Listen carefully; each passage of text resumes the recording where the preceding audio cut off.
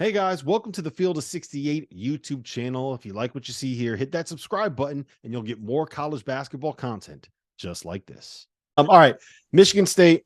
That's got to be Michigan State, number 4 Michigan State losing to James Madison in overtime on opening night, right? Like that's got to be the biggest storyline from the first couple days, fans. What do you make of Sparty pooping themselves? Pooping. Look, it's first off, it's a game that against a team that's going to contend for their league title. Yeah. It was a nightmare matchup to begin with, and Tom Izzo was very concerned about it coming in. But needless to say, 1 for 20 from 3. Yeah. 1 for 20 from 3. Are you kidding me? You know what's wild about that? Michigan State last season ranked 3rd nationally in 3-point shooting percentage. They shot 39% from 3 last season. I mean, it's just unacceptable to me that A.J. Hoggard, Jaden Akins, and Malik Hall, they're all too old. And you know what, A.J. Hoggard, I got to say, okay, I'm going to be straight up with you here. At Big Ten Media Day, you called us all out. Okay? You called out the media, and you said that we are critical of you. You didn't name names, and I'm not saying I'm critical. I haven't been critical of A.J., but he was very personal. Okay, he said the media doesn't like us. They didn't like us last year. I know what they say about me. All right, now I'm not going to single you out here, AJ, but you, Malik Hall, and not Tyson, Jaden Akins shot a combined 6 for 33 from the floor in a game where Tyson Walker had 35 points. In a game where Cohen Carr actually ended up being the second best player for Michigan State, he came off the bench and had 14 points and 6 rebounds. If I had told you those two things existed before the game tipped off, you would have said Michigan State won the game by 25. How much did they win the game by? The supporting cast around Walker was so bad. That's how they lost this game. By 3, nonetheless. By 3 points. It is a really disastrous way to start a season that we thought coming in. Tom Izzo has at 68. Tom Izzo, this could present his best shot to win a national championship in the remainder of his career. And this is an egg on your face type of thing. And it's tough because, guys, he was, if you noticed on the bench, a couple of times trying to get through to players. And he was getting talked back to. And you just have to wonder. You have to wonder if there's going to come a morning where Tom Izzo wakes up and says, this isn't what I got into it for. I can't do this anymore.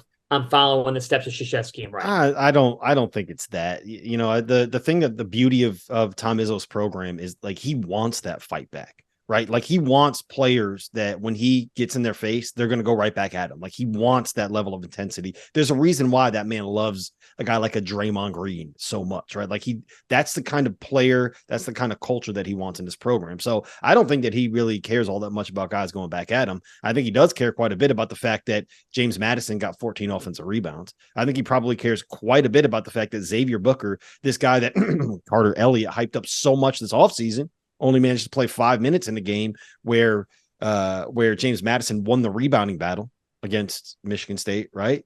And that is a little nuts to me that he only played 5 minutes. Yeah, it is nuts. Yeah. But you know what's crazy about it? By the end of the game, you know what Michigan State was doing? They were playing Cohen Carr at the 5. They went full small ball. They had Malik Hall out there as the biggest guy on the floor with their 3 guards. And I don't know if that's something that's going to continue, but I think that's something that is not exactly what you would expect out of a Michigan State team. And I will tell you this. There was a narrative, T.O., this entire offseason, right, that Marquette shouldn't be ranked in the top 5, that Marquette is overrated because they lost to Michigan State in the second round of the NCAA tournament when Tyler Kolek was injured. Do you think that the people they look good when I did it? Yeah. Do you think I did their game the other day? Do you think the people that were pushing that narrative are going to walk it back at any point in this week? Who are those people? Are they our friends? Yes. Are they our friends? They're wrong. They're wrong. And Marquette. No, in all seriousness, how concerned should we be about Michigan State? Is this just like what happened? I am not overly concerned. The concern that I have with that is how important was Joey Hauser really? because, like, obviously incredibly important. You got to have somebody to shoot the ball. Now, they're not going to shoot 1 of 20 again. No. And let's call it what it is. James Madison has been good. This is a program here lately that, guys, they're not the loudest team, but Byington's done a terrific job. Transfer, they defend, they're long enough, they shot the ball great, and I'm just not all that surprised. That's kind of where I'm coming from on this one. And they're going to compete at the top of the Sun Belt. Yeah, they were picked to win the Sun Belt. They've got a lot. I mean, they're gonna compete right there at the top, and they've got some really good players on that team. That's where it's kind of like, so many teams. We got to stop with the football mindset of you can't lose to these teams, because like Justin Amati's a really good player. Mm-hmm. Takal Molson's a really good player. Terrence Edwards is a really good player. Like you can't. Or excuse me, I'm looking at last. I'm sorry, guys. Like Terrence Edwards is good, but it's a good player. Bakerstaff, who transferred down from Boston College, I believe, like another really good player. You can't have this football mindset of, hey, you're playing somebody from the Sun Belt, you better beat them by 100. That's not going to be the case. There's a lot more talent now. Yeah, I don't disagree with that at all.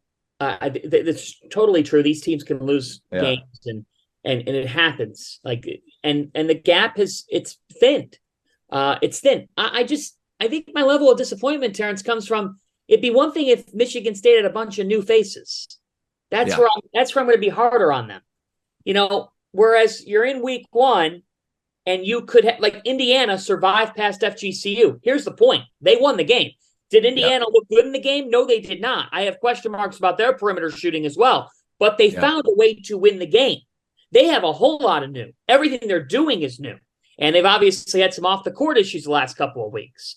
But for me, guys, to stem from a fast food restaurant, but for me, I'm being harder on Michigan State because if you haven't signed up for BetMGM yet, use the bonus code FIELD200 and you will receive $200 in bonus bets instantly when placing your first wager of at least $10 with BetMGM.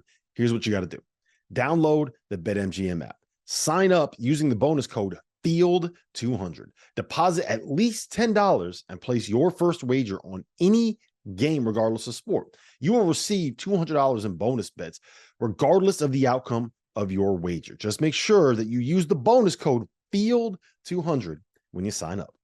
And remember, BetMGM is now available under one wallet in select states. As a New Jersey resident, this is super convenient for me when I have to go cover games in New York or Philly. When crossing the state borders, just log into your existing account instead of having to create new accounts in each state that you go to. And most importantly, I got to let you know, we do have some fun stuff coming up for this college basketball season. Bet insurance tokens, college hoops odds boosts, my personal favorite, parlay odds boosts. So download the BetMGM app today.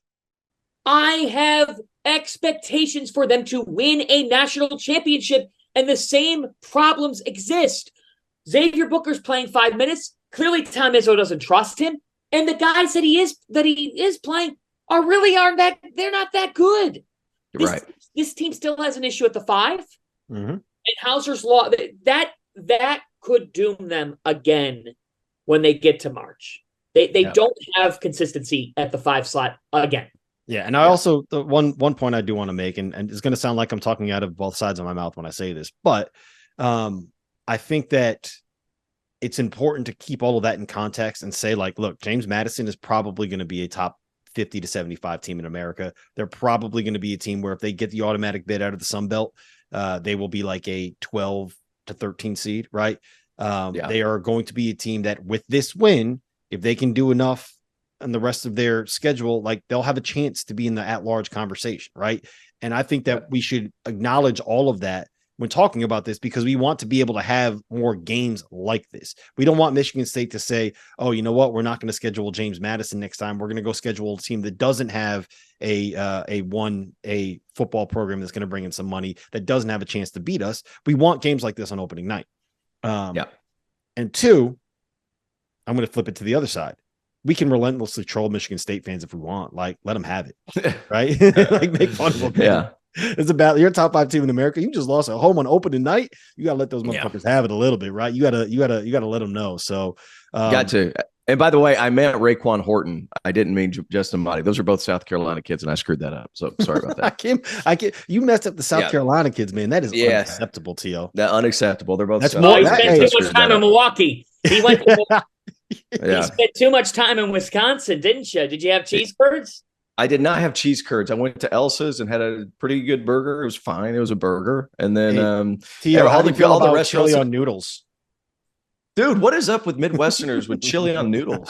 I don't for the life of me understand it. Like, you guys love just basic chili on noodles, and I'm for the life of, like, I understand like you need something heavy, but that's like the weirdest thing. What was it like? What's a place called in at Marquette? Chili, what? Real chili? Like, Real and then chili. I look at the menu, it's just chili on noodles. What is up with people, Ohio, Middle, and North, that like just love chili on noodles? I can't figure that one out for the life of me. Take a look at the subject matter. We like things heavy. Yeah, well, that is heavy. That is very heavy, and it is cold, so I get it. But I was like, guys, if you're going to recommend chili on noodles, like, let's, anyway.